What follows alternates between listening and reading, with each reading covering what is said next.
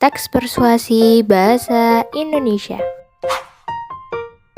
Sebelum melanjutkan pembahasan tentang teks persuasif, saya dan teman-teman saya akan memperkenalkan diri terlebih dahulu.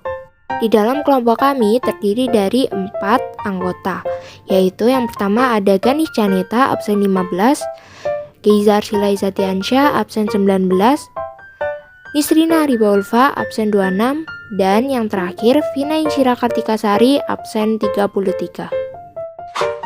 Untuk yang pertama, kami akan menjelaskan tentang pengertian, isi, dan ajakan dari teks persuasi.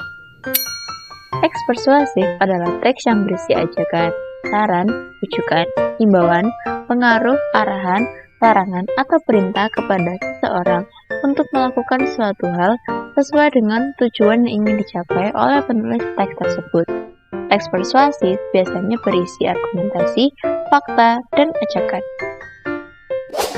Yang kedua, ada ciri-ciri teks persuasif yang digunakan untuk menentukan teks persuasif. Teks persuasif memiliki ciri-ciri antara lain adanya kandungan data dan fakta, bersifat ajakan, mampu meyakinkan para pembaca, dan menghindari adanya konflik. Yang ketiga, terdapat beberapa jenis dan macam-macam dari teks persuasif. Yang pertama ada pendidikan, yaitu dibuat dengan tujuan untuk membujuk para pembaca agar bisa bertindak dan berpikir sesuai dengan konsep dan tujuan dari pendidikan. Yang kedua adalah iklan, agar bisa membujuk para pembaca lebih tertarik atau setidaknya tahu lebih jauh tentang suatu produk maupun jasa yang sedang ditawarkan oleh para pembuatnya. Yang ketiga ada politik. Tujuan dari adanya tes persuasi politik adalah agar para pembaca maupun pendengar mampu merasakan visi dan misi yang sama dengan calon partai. Dan yang keempat adalah propaganda. Teks persuasi jenis propaganda ditujukan untuk menggiring opini orang lain agar bisa lebih percaya atau tidak mempercayai suatu hal.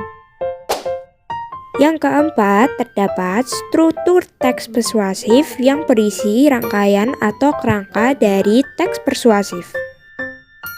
Yang pertama ada pengenalan isu, pengantar atau penyampaian tentang masalah yang menjadi dasar tulisan atau pembicaraan itu. Yang kedua ada rangkaian argumen, sejumlah pendapat penulis terkait dengan isu yang dikemukakan. Yang ketiga ada pernyataan ajakan, inti dari teks persuasi yang di dalamnya dinyatakan dorongan kepada pembaca atau pendengar untuk melakukan sesuatu. Yang keempat ada penegasan kembali, ditandai dengan ungkapan-ungkapan seperti demikianlah, dengan demikian, dan oleh karena itulah. Yang kelima, terdapat pengertian simpulan dari teks persuasif. Simpulan adalah rumusan akhir tentang sesuatu.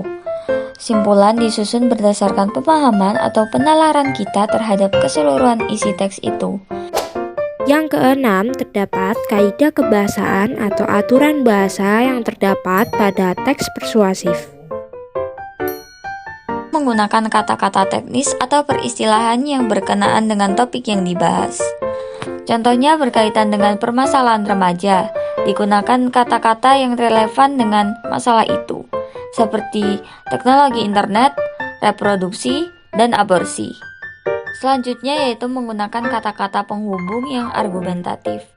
Misalnya, jika, sebab, karena, dengan demikian, akibatnya, oleh karena itu. Dan yang terakhir adalah menggunakan kata-kata kerja mental, seperti diharapkan, memprihatinkan, memperkirakan, mengagumkan, menduga, dan lain sebagainya. Dan yang terakhir, saya akan memberi contoh teks persuasif yang berjudul Ayo, Belajar Bahasa Daerah Indonesia.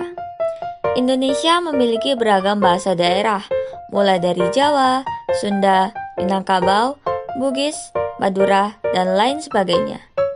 Sayangnya, bersumber dari Kompas.com, dalam rilisnya pada 21 Februari 2019, UNESCO mengungkapkan bahwa sekitar 2.500 bahasa di dunia terancam punah, termasuk lebih dari 100 bahasa daerah di Indonesia. UNESCO pun menyebutkan sebanyak 200 bahasa mengalami kepunahan dalam 30 tahun terakhir dan 607 bahasa dalam status tidak aman. Selain itu, diperkirakan sekitar 3.000 bahasa lokal akan punah pada akhir abad ini. Bagaimana? Sudah jelas bukan? Kalau bahasa daerah di Indonesia sudah mulai punah. Oleh karena itu, ayo kita lestarikan bahasa daerah di Indonesia.